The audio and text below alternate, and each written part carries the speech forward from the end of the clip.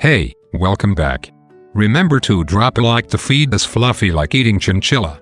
r/AskReddit. English teachers, what topic on a write about anything essay made you lose hope in humanity? I was teaching a University 101 class.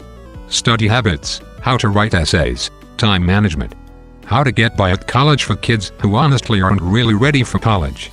The assignment, one paragraph about something that interests you. One of those essays, read, I am interested in blueberry muffin. Like how they're round on the top and ripped on the sides. That what I like. I kept it on my fridge for a year. I had a poetry unit my first year of teaching. Learned very quickly that they could write about anything but teenage love.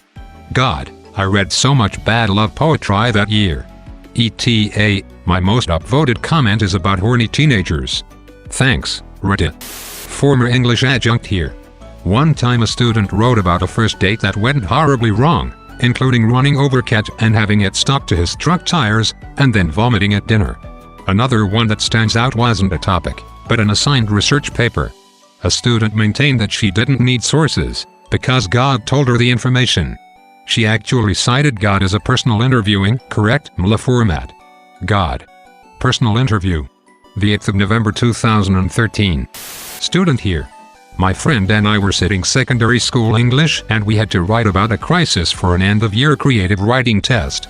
He decided to write about how he was in a crisis of failing this test due to us having a week full of non-stop exams all filled with technical difficulties and mistakes prior to this exam. For him this test was the final straw and he spent the hour ranting about how much he hated this test and how he was going to fail. He passed with flying colors and a note from our teacher, to be a little more appropriate and less on the nose next time. My HS English teacher had to state, due to a submission the year before, that writing about your foot fetish and pleasuring yourself with your feet would not be read or graded. I was in a film class and the professor also had to clarify, due to events of last semester, submitting pornography of any kind, even with all parties consenting, for a film project will constitute an automatic failure on the assignment. My first photography teacher had 3 rules. 1. No feet. 2. No nudity. 3. No cars. I guess she was just tired of seeing pictures of people's cars, I do know. 2 stand out. First one, the prompt was if you could go back and change one thing from your life, what would it be? A young man wrote about the night his abusive alcoholic dad came home. Apparently from the story, dad came home this way often. The fateful night he wanted to change was the first time he stood up to his dad. Dad came home, kid defended his mom, and dad in a drunken rage left. Dad got into a head-on collision and died. Kid totally blamed himself for his father's death. Second story, the prompt was create a holiday and what the traditions and customs of the holiday were. A student created National Black People Day. I was like, okay, how are you going to celebrate it? She said by killing white people. I was like, what? She said, yeah, once a year we can kill as many white people as we want. I got the counselor involved in both of them. What the fuck? Not a teacher but stepfather. Daughter was a HS kid, wrote a report about weather cut and paste from the internet.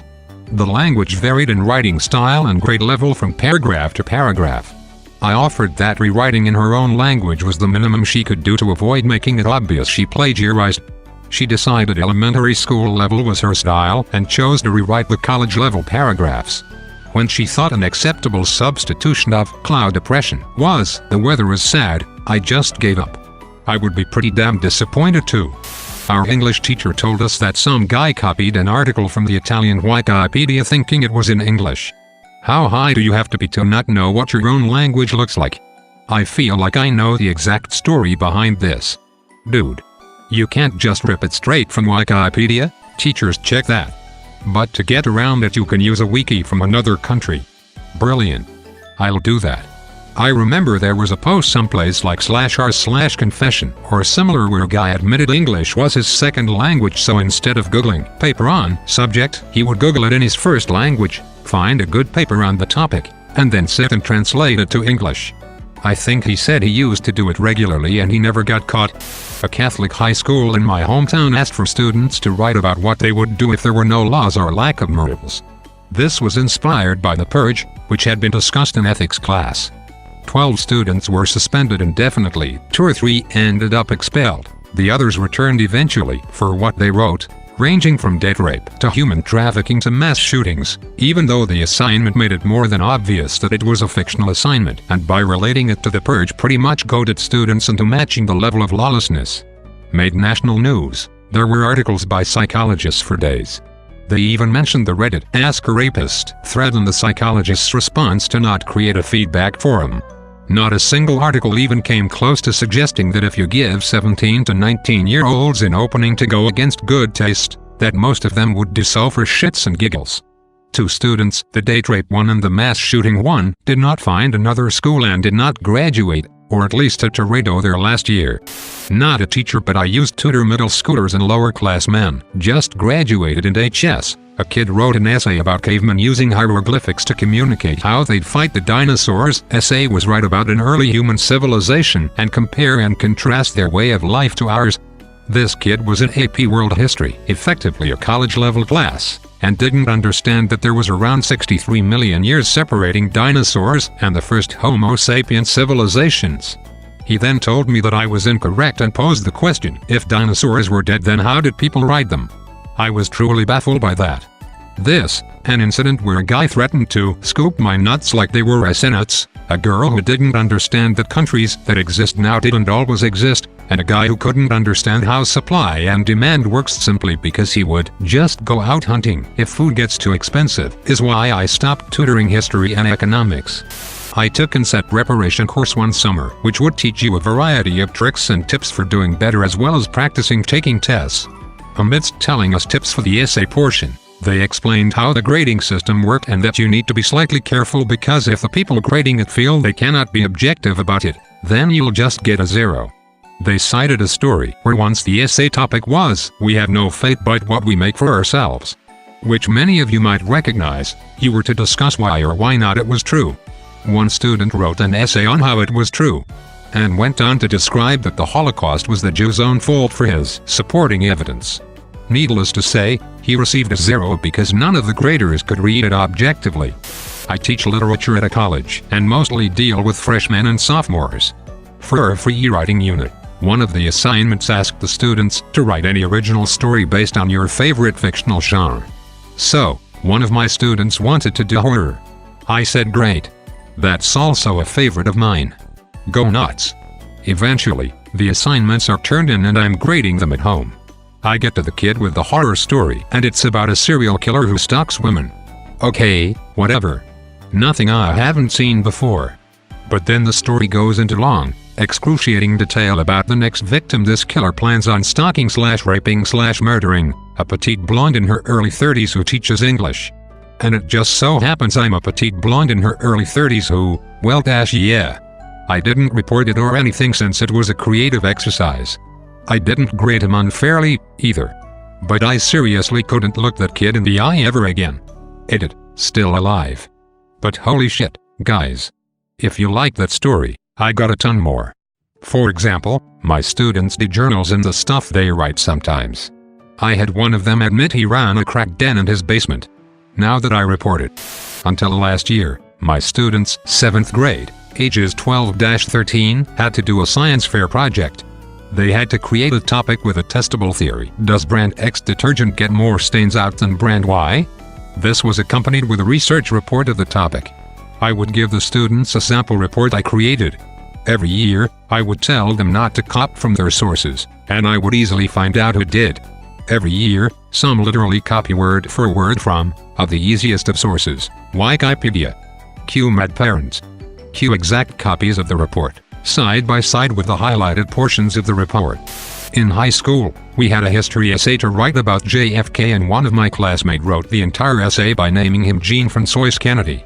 Yes, it was in France. My teacher was so astonished by it, he asked her why she didn't wrote the abbreviation JFK instead of guessing the name, and she answered that she actually thought his name was Jean-François Kennedy.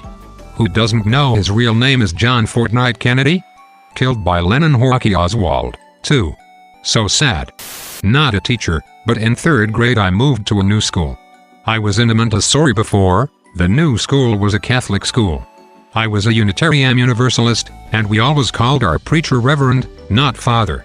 In my new school, the school priest, Father Jim, was retiring and we had to write a short essay about how much we'll miss him. This was like, I do know, the third day of school? I had no fucking clue what the hell a Father Jim was, and since nobody bothered to write out his full name, I assumed this school just had a weird name for the gym. So of course, I wrote an essay about how much I'll miss the gym, and how terrible it's gonna be that I can't run all over it or play football in it anymore, and how terrible it is that the gym is retiring. I ended the essay wishing the gym well with its new tires. The teacher was not amused. Not an English teacher. Just a mother reading over her 10th grader son's essay 2 weeks ago. He had written something to the effect of, heaps of people have heaps of hobbies. So we had a conversation about using more academic language and employing a wider range of vocabulary. I come back 10 minutes later and he'd used the thesaurus function in Word, so it now read, piles of people have mounds of hobbies. Just, wow. We had to write short stories in high school English.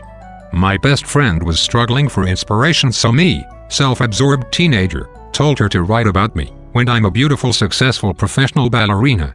She took the idea and ran with it, but took a dark turn, and had me raped backstage by the director of the ballet company.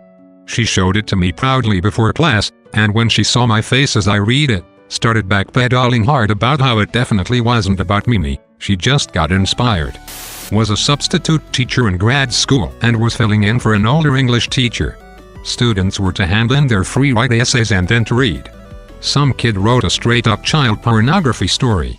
He stared at me like a deer in headlights while I was reading them while they were reading.